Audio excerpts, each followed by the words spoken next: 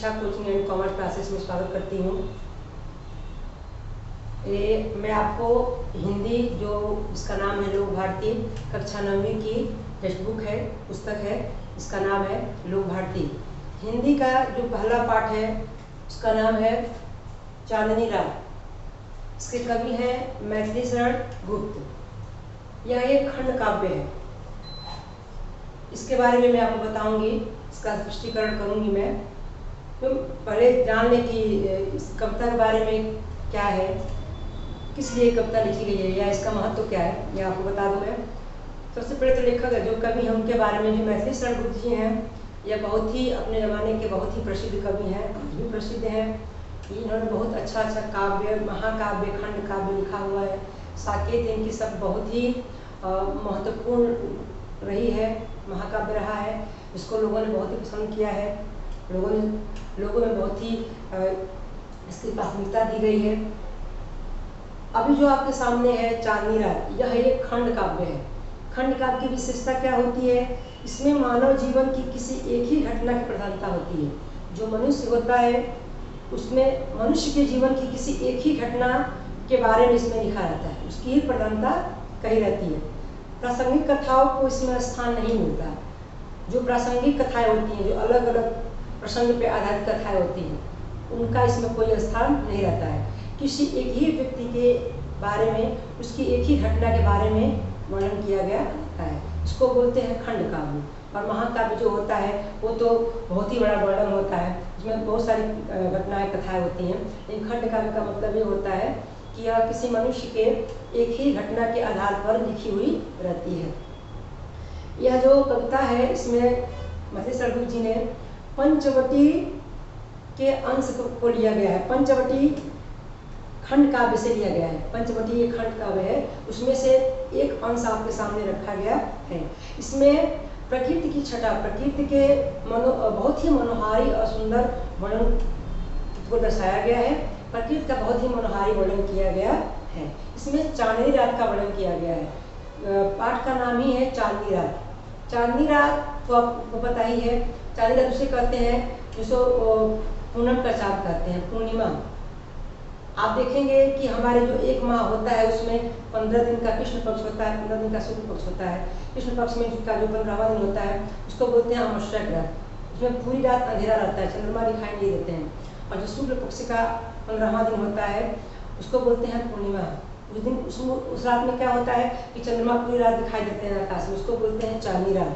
पूरी रात चंद्रमा का दर्शन हमें होता है और चंद्रमा अपनी प्रकाश से, अपनी सुंदरता से पूरी धरती को प्रकाशित करते हैं, उस सुंदरता को पृथ्वी पर बिखेरते हैं। तो उसी का वर्णन कवि ने इसमें किया है, चांदनी रात। चांदनी रात में क्या होता है? चांदनी रात में प्रकृति पर क्या क्या प्रभाव पड़ता है, प्रकृति किस तरह दिखती है, प्रकृति का दृश्य कैसा होता है। जैसे कि पृथ्वी पे जो हरे हरे घास हैं किस तरह सुंदर स्वच्छ दिखाई देते हैं। उसके बाद से रात के बाद दिन का वर्णन किया गया है, दिन के बाद फिर शाम का वर्णन किया गया है। इस तरह बहुत ही मनोहारी तरीके से, बहुत ही मधुरता से कवि ने प्रकृति का वर्णन हमारे सामने रखा है। बच्चों, जैसे आप हैं या बहुत सारे लोग हैं, हम ही हैं, जैसे हम लोग आज का समय जो है बहुत ही बिजी चल रहा है, बहुत ही व्यस्तता का समय चल रहा है। लोग इतना समय निकाल नहीं पाते हैं। बहुत लोग प्रकृति का बहुत ही अच्छे से नज़ारा देख नहीं पाते हैं, प्रकृति को महसूस नहीं कर पाते हैं कि प्रकृति का हमारे जो सृष्टि है, पृथ्वी है, इस पर किस तरह प्रभाव पड़ता है, तो किस तरह दिखती है। बहुत लोग इसको देख नहीं पाते हैं। जो कवि हैं इन्होंने प्रकृति के इस बहुत ही मनोहारी जो दृश्य है उसको देखा है, उसका दर्शन किया है, उसको महसूस किया है और उसका वर्णन हमारे सामने रखा है। तो अगर हम प्रकृति के ऐसे अलौकिक दृष्टि को नहीं देख पाए हैं, इसको नहीं समझ पाए हैं, तो हम कवि के आंखों से देखने की कोशिश करें और कवि जिस तरह महसूस किया हम भी वैसा महसूस करने की कोशिश करें। तो बच्चों, अब हम चलते हैं कविता की तरफ जो हमारे गुप्त जी ने लिखा है। इसको हम लेखक की आंखों से देखते हैं, कवि की आंखों से देखते हैं और समझने की कोशिश करते हैं। और प्राकृतिक जो ये दृश्य दिखाया है उन्होंने, जो प्राकृतिक दृश्य हमें दिखाया है, हम उसको समझने की कोशिश करते हैं। तो चलते हैं, जो पहला पैराग्राफ है वो देखते हैं। वो है, चारु चंद्र की चंचल किरणें खेल रही हैं जल थल में। कवि कह रहे हैं कि चारु मतलब होता है सुंदर, चंद्र मतलब चंद्रमा, चंचल किरणें खेल रही हैं जल थल में। यहाँ चंद्रमा की और किरणों की विशेषता कही गई है। चंद्रमा की विशेषता क्या है कि वो चारु है, सुंदर है। किरणों की विशेषता क्या है कि वो चंचल है। किरणें आप देखेंगे कि वो हमेशा चंचल ही रहती हैं, एक जगह स्थिर नहीं रहती हैं। सूर्य की किरणें होती हैं और एक जगह स्थिर कहाँ रहती हैं, वो हर जगह यहाँ वहाँ अपना प्रकाश बिखेरती रहती हैं, इसीलिए उनको कहा गया है चंचल।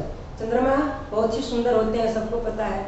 सुंदरता की जब बात आती है तो चंद्रमा का वहाँ जरूर उपमा दिया जाता है, कहा जाता है। इसीलिए चंद्रमा के बारे में कहा गया, चंद्रमा विशेषता कहा गया है तो बहुत ही सुंदर है। तो कवि कह रहे हैं, चारु चंद्र की चंचल किरणें, सुंदर चंद्रमा की जो चंचल किरणें हैं खेल रही हैं जलथल में। वह थल अर्थात जमीन पे और जल में खेलती हुई अर्थात फैली हुई दिखाई दे रही है। स्वच्छ चांदनी बिछी हुई है अवनी और अंबर तल में। कवि कह रहे हैं, और स्वच्छ मतलब होता है साफ निर्मल, चांदनी मतलब चांदनी रात। साफ और निर्मल जो चांदनी है वह अवनी और अंबर तल में, अवनी मतलब पृथ्वी, अंबर मतलब आकाश, पृथ्वी और आकाश में फैली हुई बिखरी हुई दिखाई दे रही है। इसे लाइन दोहराती हूँ। कवि कह रहे हैं, चारु चंद्र की चंचल किरणें खेल रही हैं जलथल में। सुंदर चंद्रमा की जो चंचल किरणें हैं वह जमीन पर और जल में खेलती हुई यानी कि फैली हुई है, खेलती हुई दिखाई दे रही है। स्वच्छ चांदनी बिछी हुई है अवनी और अंबर तल में। साफ और निर्मल चंद्रमा की जो चांदनी है वह पृथ्वी पर और आकाश में फैली हुई है, उसके तल पर बिखरी हुई दिखाई दे रही है। दूसरा पैराग्राफ है, जब चांदनी इतनी सुंदर है तो चांदनी का जो प्रभाव है वह पृथ्वी पे पड़ता है तो पृथ्वी कैसे खुश होती है। कवि ऐसा कहना चाहते हैं, पुलक प्रकट करती है धरती हरित तृणों की नोकों से। कवि कह रहे हैं, पुलक मतलब होता है खुशी, प्रसन्नता। धरती भी इस दृश्य को देखकर बहुत ही प्रसन्न हो रही है, खुश दिखाई दे रही है। वह अपनी खुशी को हरित तृणों की नोकों से, जो हरे हरे घासों की जो नोकों हैं उससे खुशी को प्रकट कर रही है। जो जमीन पे पृथ्वी पे घासों की हरी हरी नोकें हैं, उन नोकों के माध्यम से जो पृथ्वी है अपनी खुशी को दर्शा रही है, खुशी को प्रकट कर रही है अर्थात दिखा रही है। मानो झूम रहे हैं तरु भी मंद पवन के झोंकों से। तरु मतलब होता है वृक्ष, पेड़, मंद पवन मतलब धीमी धीमी हवा। जो वृक्ष हैं वो भी चांदनी रात में धीमी धीमी हवा के बहने से झूमते हुए दिखाई दे रहे हैं। कवि यहाँ कह रहे हैं, चांदनी रात में जो पृथ्वी है वो अभी अपनी खुशी को हरे हरे घासों की नोकों से प्रकट करती हुई दिखाई दे रही है, प्रकट कर रही है, अपनी खुशी को दर्शा रही है। और जो तरु है, जो पेड़ है, वो भी धीमी धीमी बहने वाले हवा की झोंकों से हिल रहे हैं, झूम रहे हैं और अपनी प्रसन्नता को प्रकट कर रहे हैं। तीसरा पैराग्राफ है, क्या ही स्वच्छंद चांदनी है क्या ही निस्तब्ध निशा। कवि कह रहे हैं कि जो चंद्रमा का जो प्रकाश है इसमें चांदनी किस तरह दिखाई दे रही है उसका कवि वर्णन कर रहे हैं कि क्या ही स्वच्छंद चांदनी है यह, क्या यह इतनी स्वच्छ और निर्मल चांदनी दिखाई दे रही है, फैली हुई है क्या ही निस्तब्ध निशा, और यह रात कितनी शांत है। कवि कह रहे हैं कि चंद्रमा के प्रकाश में एकदम निर्मल और स्वच्छ चांदनी दिखाई दे रही है क्या ही निस्तब्ध निशा, मतलब शांत, निशा मतलब रात, और यह रात कितनी शांत दिखाई दे रही है। अर्थात चांदनी रात में जो चांदनी है वो बहुत ही साफ सुथरी और निर्मल दिखाई दे रही है और यह रात भी कितनी शांत दिखाई दे रही है स्वच्छंद सुमंद गंध वह, निरानंद है कौन दिशा। कवि कह रहे स्वच्छंद मतलब होता है स्वतंत्र, सुमंद मतलब होता है बहुत ही धीमे धीमे, गंध मतलब महक, यानी स्वतंत्र रूप से धीमे धीमे बहुत ही सुंदर गंध यानी महक चारों तरफ व्याप्त दिखाई दे रहा है, व्याप्त महसूस हो रहा है। निरानंद है कौन दिशा, और कोई भी ऐसी दिशा नहीं है जो आनंद रहित हो। निरानंद मतलब होता है आनंद रहित, जो दिया है निरानंद उसका मतलब होता है आनंद रहित, अर्थात कोई भी ऐसी दिशा नहीं हो जो आनंद रहित हो, अर्थात आनंद के बिना हो, अर्थात चारों तरफ आनंद ही आनंद फैला हुआ है। कवि कह रहे हैं चंद्रमा के प्रकाश से जो चांदनी है वो बहुत ही निर्मल दिखाई दे रही है, और यह रात भी कितनी शांत दिखाई दे रही है। इसमें बहुत ही स्वतंत्र रूप से धीमे धीमे एक सुगंध चारों तरफ व्याप्त दिखाई दे रहा है, और ऐसा कोई भी दिशा नहीं है, ऐसी कोई भी दिशा नहीं है जहाँ आनंद व्याप्त न हो, अर्थात हर दिशा में आनंद व्याप्त दिखाई दे रहा है। कवि ने प्रकृति का बहुत ही सुंदर वर्णन किया है। और आगे का जो पैराग्राफ उसमें लिखा है, बंद नहीं अब भी चलते हैं नियति नटी के कार्यकलाप। नियति नटी, नियत मतलब होता है यहाँ पे नियति, भाग्य, होनी, होते ना, होनी होना था, यानी हमारा भाग्य होनी। नटी मतलब होता है, नटी जो होता है ना कि स्त्री जो अभिनय करती है, अभिनेत्री उसको बोलते हैं। तो नियति नटी यहाँ किसको कहा गया है, प्रकृति को कहा गया है। नियत नटी के कार्यकलाप यानी प्रकृति के जो कार्यकलाप हैं, प्रकृति जो क्रिया करती है, बंद नहीं अब भी चलते हैं, वो क्रियाकलाप अब भी बंद नहीं है, वो चल ही रहे हैं।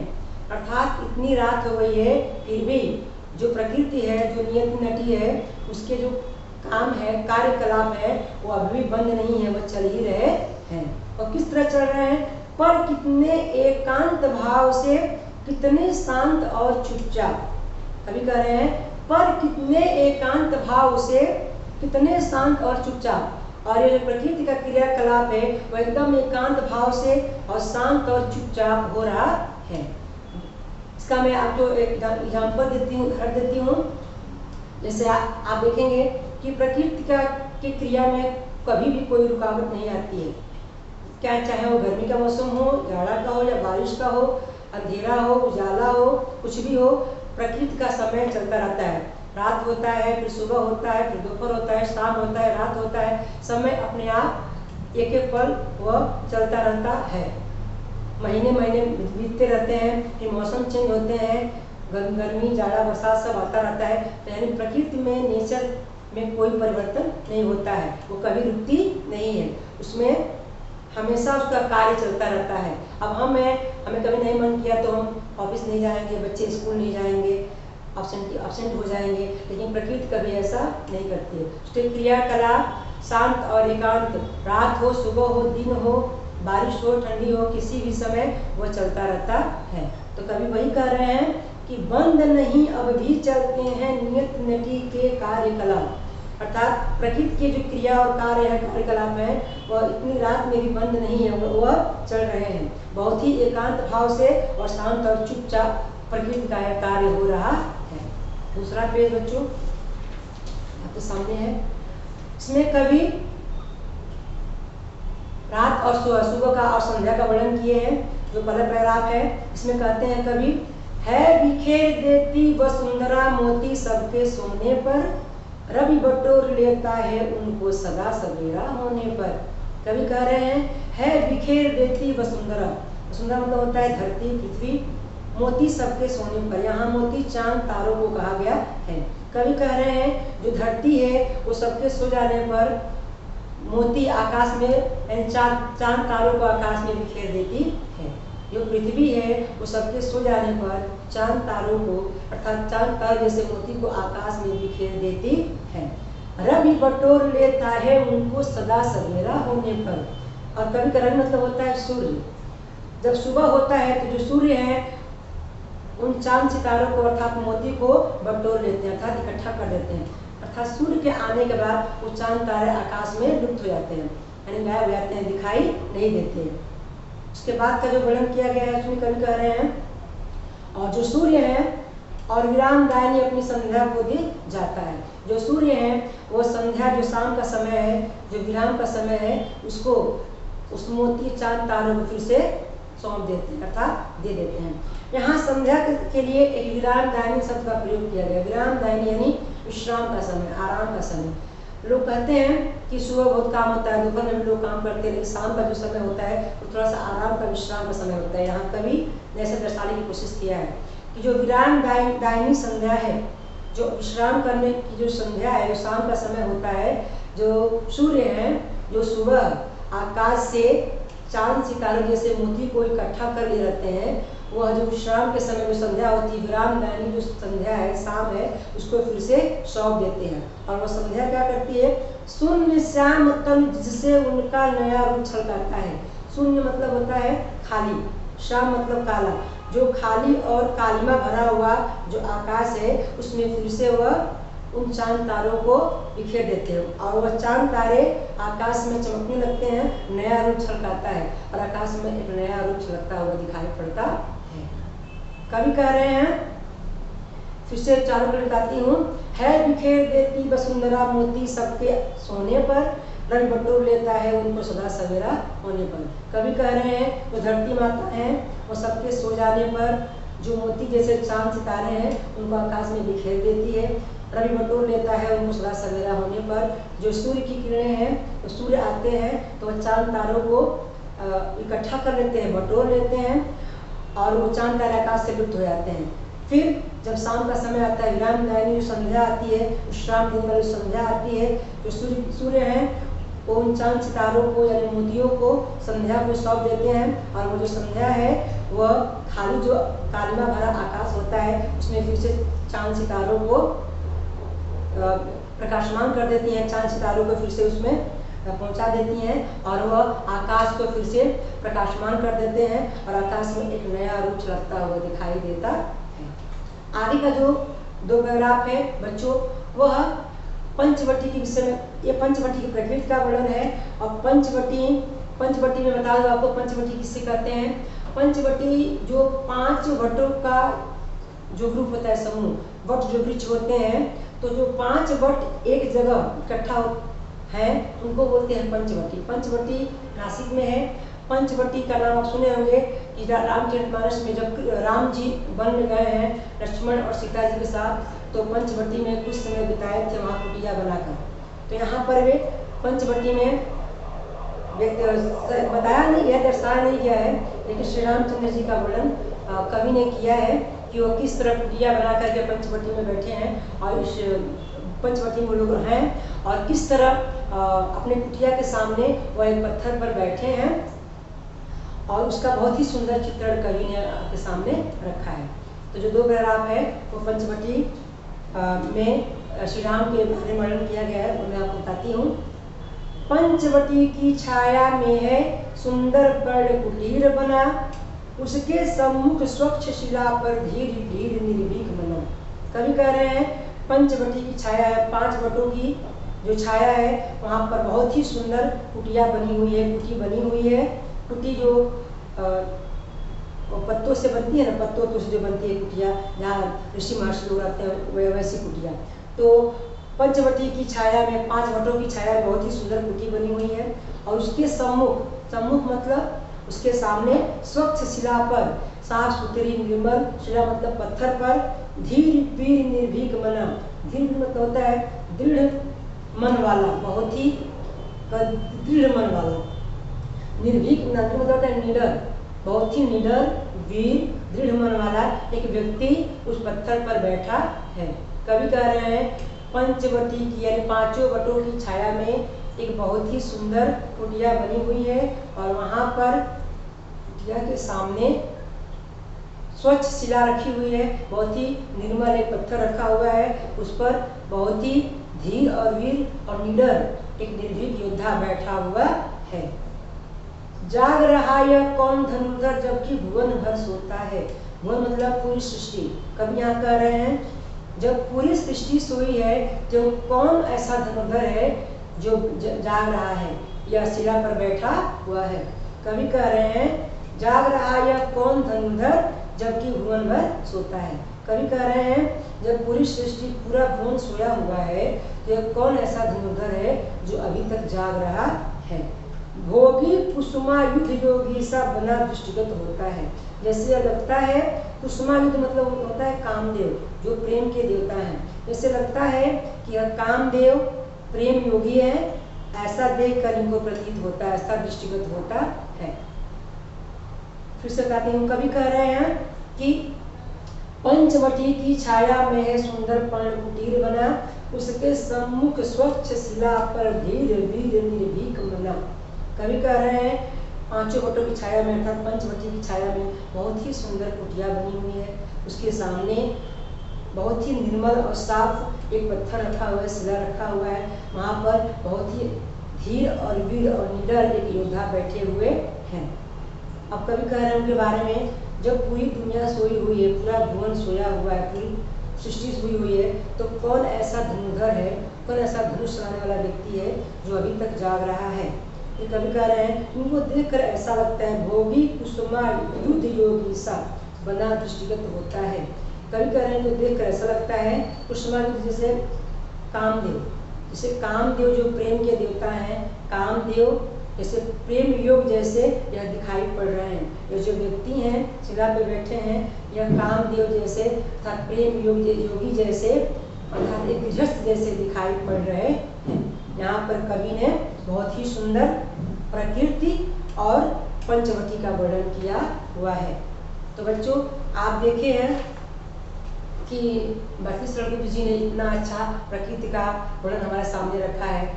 प्रकृति आपको पता है, प्रकृति नेचर जो है अगर यह न रहे मनुष्य इस दुनिया में, मनुष्य का कोई अस्तित्व ही नहीं है।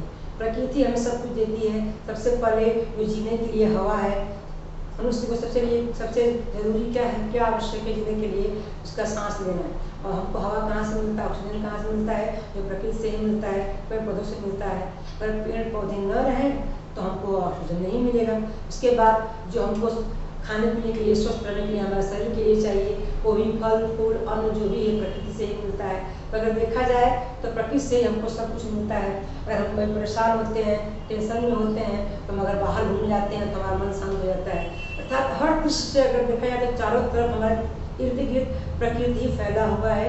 प्रकृति है तो हम हैं, प्रकृति नहीं है तो हम नहीं हैं। तो अगर हम आज तक प्रकृति का अच्छे से बारीकी से दर्शन नहीं किए हैं कि सूर्य निकलते हैं तो सुबह कैसे लगता है, चांदनी रात में कभी आप जाकर देखिए, चांदनी रात में प्रकृति का जो रूप दिखाई देता है वो किस तरह लगता है, पृथ्वी पर कैसे पड़ता है, कैसे लाइट न रहने के बावजूद भी जो चंद्रमा की किरणें हैं उससे भी हमको किस तरह प्रकाश मिलता है, उस प्रकाश में किस तरह हमारी पृथ्वी दिखती है, हमारी सृष्टि दिखती है, ऐसा हमें दिखना चाहिए, हमें महसूस करना चाहिए। अगर आपने कभी नहीं देखा है तो कवि के माध्यम से अगर आप जान लिए हैं तो आपके मन में ऐसी भावना होनी चाहिए। और आगे भविष्य में मैं उम्मीद करूँगी कि आप ऐसे प्राकृतिक दृश्यों को देखेंगे और महसूस करेंगे, क्योंकि प्रकृति हमारे जीवन का एक बहुत ही अभिन्न अंग है।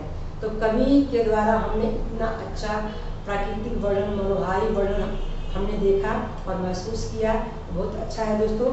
आप और प्रकृति में जो भी चीज़ें हैं, पेड़ पौधे हैं, आप उन्हें बचाने की कोशिश कीजिए, क्योंकि आपको मैं पहले बता चुकी हूँ प्रकृति है तो हम नहीं। तो बच्चों आगे आपका जो लेसन है वह है, वह पोयम नहीं है, वह एक लेसन है और उसका नाम है बिल्ली का बिलंगड़ा। यह बहुत ही अच्छी कहानी है, आप लोगों को अच्छी लगेगी। आपके पास टेक्स्ट बुक हो तो इसको जरूर ही पढ़िएगा, रीड कीजिएगा, और आगे जो वीडियो आएगा उसमें मैं आपको इसके बारे में बताऊंगी, तो आप जरूर ही रीड कीजिएगा। इस पाठ का नाम है बिल्ली का बिलंगड़ा। धन्यवाद।